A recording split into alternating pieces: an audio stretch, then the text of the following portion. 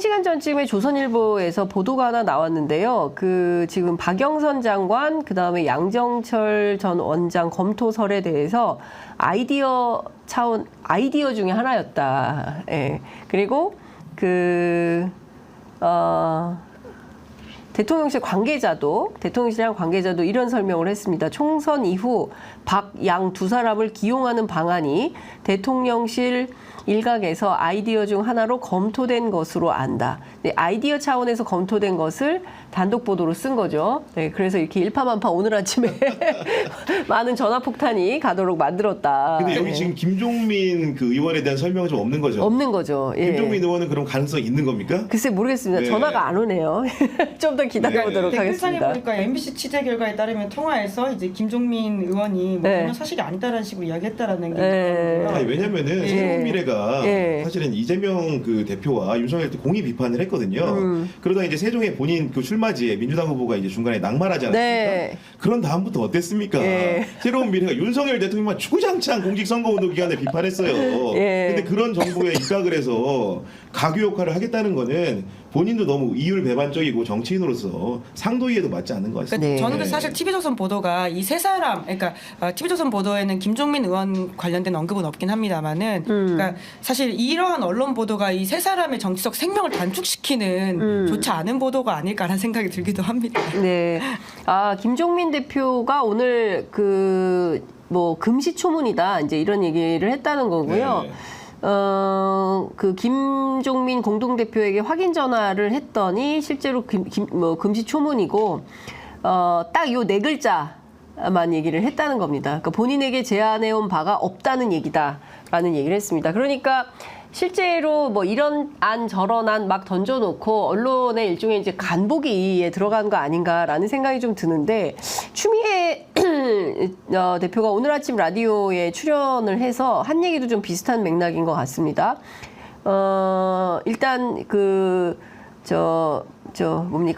기본적으로는 박근혜 정부 탄핵 즈음에 당시에 김병준 정책실장 기용설, 총리 기용설 이때하고 좀 탄핵 즈음하고 비슷한 레토릭 아니냐 이제 이런 얘기를 했고, 그리고 또 박지원 전 원장 같은 경우에는 이제 야당 파괴 전략이다, 야당을 공격하기 위한 그렇죠. 거다, 네. 이런 거 문제 있다 이제 이런 비판을 하고 있습니다.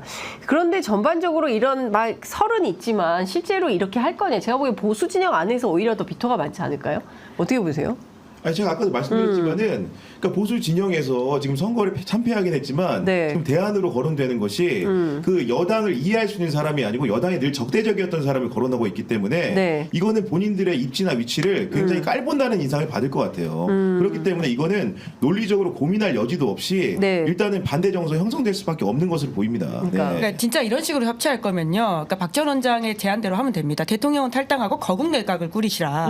그러면 야당도 받을 수 있고 여당도 받을 수 있는 카드인데, 이런 식으로 일방적으로 하는 것은 사실 박영선 총리 후보 카드라고 하는 게 야당을 통과할 수 있겠냐라는 네. 의문도 들거든요. 이게 쉽지 않은 것인데 근데, 이렇게 네. 정치하면 안 됩니다. 네. 이게 좀 이렇게 깊이 보면 결국은 이걸 아이디어 낸 사람은 어떤 고안일까? 제가 보기엔 전형적인 이관계죠. 박지원 이관계. 전 의원 말이 예. 맞는 것이 예. 보면은 문재인 정부에 복무했던 사람들입니다. 예. 예를 들면 박영선 전 의원은 어떻습니까? 중기벤처부 장관을 했죠. 양정철은 당시 민주연구원장을 했습니다. 네. 그리고 이제 김종민은 잘 아시지만 노무현 정부 때 행정관을 했고 문재인 대통령과 굉장히 가까운 사람입니다. 근데 지금 구도를 아마도 이런 먼 누군가 정계 개편을 본 것 같아요. 민주당 내부에 분화가 있을 수 있을 것이야. 네. 이건 아마 이재명계와 문재인계는 함께 섞일 수가 없고 네. 종국적으로는 다른 길로 간다. 그러니까 우리가 일단 문재인계를 입도 선매해두면 우리 이재명하고 대화할 필요도 없어. 그러니까 정말 종국적으로는 이재명 대표 만나기가 너무너무나 싫다 보니까 이런 문재인 정부 사람이라 쓰자는 아이디어가 나오는 겁니다. 이게. 누구 네. 아이디어일까요? 누구 아이디어일까요? 누구 머리에서 나올까요? 여튼 그분과는 가까이 안 하시는 게 나을 것 같습니다. 대통령이. 이관계에 가깝다. 네. 근데 실제로 제가 보기에는 이런 거죠. 이러면 이준석 대표에게도 또 명분이 생겨요. 그러니까 들어오자마자 대통령 당선되고 나서 누군가하고 통화하면서 석 달 안에 대표 내쫓고 이 당 뽀개러 왔다. 이제 이런 말을 막 하지 않습니까? 그러니까 실제로 이분은 보수가 아니었다. 그리고 그런 얘기도 하잖아요. 사실은 민주당보다 국민의힘이 더 싫다. 막 이런 얘기들을 했기 때문에 실제로 민주당의 주요 인사들을 기용을 한다면 보수 인사들, 그러니까 보수 출신들이 오히려 더 반발하고 대통령 무슨 생각으로 이렇게 하는 거야? 보수의 정체성이 있는 사람은 맞는 거야? 라는 반문이 생기면서 사실상 보수의 분열이 격화되는 뭐 이런 상황으로 갈 수도 있겠다. 근데 어쨌든 해프닝으로 끝날 것 같긴 한데 굉장히 여진이 큰 해프닝이 될 것 같다라는 생각이 좀 듭니다. 이것 좀 여쭤볼게요. 어제 나온 것 그리고 그 전날 그 한덕수 국무총리의 입을 통해서도 확인이 된 바가 뭐냐면 공직기강 점검입니다.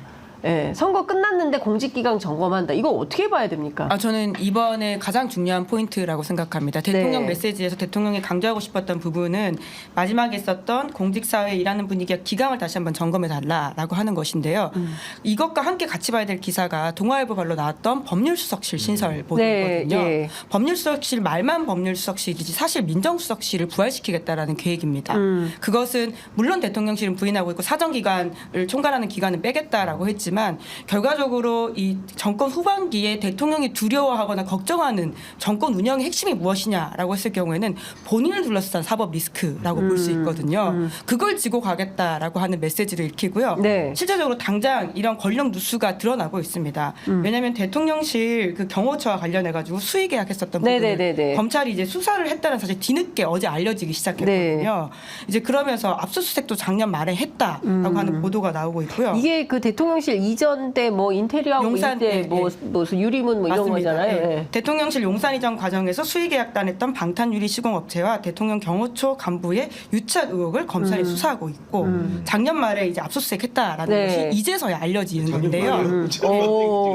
꽤 오래됐. 예. 예. 근데 사실 이게 2022년에 고발된 사건이거든요. 그런데 이제 수사를 시작하는 거죠. 네. 뿐만 아니라 이것도 좀 주목해봐야 될 뉴스인데 네. 이화영 이제 전 부지사가 검찰청에서 술판 네. 벌였다라는 예. 주장을 예. 하고 예. 있는데요. 예. 대검에서 예. 수원지검에다 자료 확보하라고 지시했습니다. 이 두 가지가 주는 시그널이 뭐냐면 검찰이 대통령 마음처럼 움직이지 않을 수도 있겠구나라고 하는 것이기 때문에 네. 대통령은 더욱더 여기에 이제 고삐를 지어야 된다. 이제 그것이 공직기강을 강화해야 된다라는 말과 함께 법률수석실 신설 검토로 보인다라는 게 제 그러니까 경우에 따라서는 검찰이 그러니까 장악되지 않아서 혹여라도 대통령실 또는 대통령 주변을 주변 또는 본인과 가족에게 칼을 들이댈지 모른다라는 어떤 판단 속에서 일단 법률수석실을 만들고 법률수석실을 통해서 검찰을 통제하려고 하는 거다. 이제 이런 시각으로 봐야 되고 거기에 핵심이 사실은 공직기강의 핵심은 검찰인 거다. 이렇게 네. 봐야 되는 거예요. 뭐 저도 그런 그 기조에는 동의를 하고 있기 때문에 네. 말에 예. 또 하나 더 설명을 좀 드리면 네. 지금 이게 보면은 정말 역발상의 끝판왕 아닌가도 싶습니다. 왜냐면은 그 공무원들이 그럼 왜 세종에서 이렇게 민심 위반을 보였는가 투표를 통해서 네. 이런 것들을 원인을 정확히 진단하고 뭔가 바꿔야 되는데 네. 대통령은 이런 것 같아요. 아까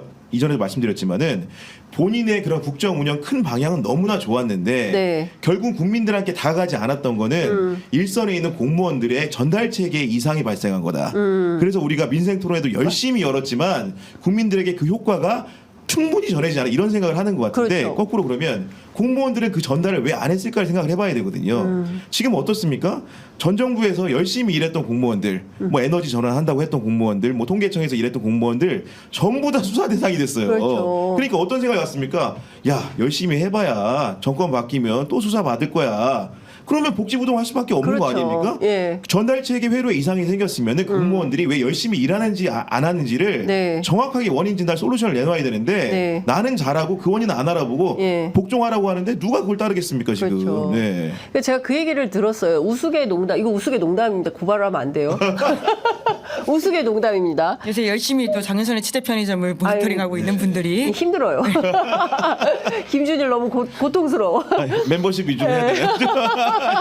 아니 그러니까 막 세종시 무슨 커피숍에 가면은 뭐 공무원들이 한탄을 한다는 거 아닙니까? 일을 할 수가 없다. 저 실제로 네. 들었던 이야기가 이제 그 한 부처에서 일하고 있는 공무원한테 네. 들었던 이야기인데 정권 초였거든요. 네. 그때만 하더라도 이제 이미 이제 대통령이 직권남용이라고 하는 혐의를 얼마나 잘 사용해가지고는 검찰로서 자리를 잡았고 대통령까지 된 사람이란 걸 알고 있다 보니까 공무원들이 결국은 정부는 5년이고 이후에 본인들의 이제 임기는 한참 남아있기 때문에 네. 또 다시 정권이 바뀔 경우에 직권남용죄로 내가 수사받을 수 있다는 그렇죠. 두려움이 크다는 예. 거예요. 그래서 이제 한 정부 부처의 그 내부 인트라넷망에 올라온 글이었는데 블라인드 비슷하게 조용한 사직을 하고 있다라는 식의 이야기가 있다는 거예요. 조용한 네. 사직. 예, 이제 그게 무엇이냐면 그러니까 복지부동의 다른 네. 말인 거죠. 네. 나는 네. 하라고 하는 일을 최대한 버티고 안 하는 식으로 있다. 네. 뿐만 아니라 녹음하는 걸 요새 그렇게 많이 한다고 하더라고요. 그러니까 결국은 내가 이렇게 결정해서 하는 것이 아니라 지시에 따라서 어쩔 수 없이 했다. 보고 체계를 이제 기록에 남겨놓으려고 내 책임은 한다. 아니다. 예. 예. 그러니까 그런 게 더 아마 심화될 예, 것으로 그렇죠. 보입니다. 그러니까 직권남용 아니면 직무유기인 거예요. 그러니까 뭘 해도. 그러니까 불안한 거죠. 또 하나는 사실 윤석열 정부 시작되자마자 제일 많이 한 게 감사거든요. 그러니까 공무원들이 일을 할 수가 없는 거예요. 그러니까 교육부, 그다음에 어디입니까? 국토부, 네. 뭐 맨날 조사받고 막 감사받느라고 일을 할 수가 없는 거예요. 그 진도가 나갈 수가 없는 거예요. 전 정부에서 했던 일들에 대해서 평가받고 하는 과정이 최소한 1년에서 뭐 1년 6개월 정도 진행이 된 거죠. 뭐 지금도 그럴 수 있을지도 모르겠지만, 그러니까 전 부처가 전부 감사를 받으니까 맨날 끌려다니라고 일을 할 수가 없는 거죠. 그래서 그런지 세종의 투표율이 제일 높아요.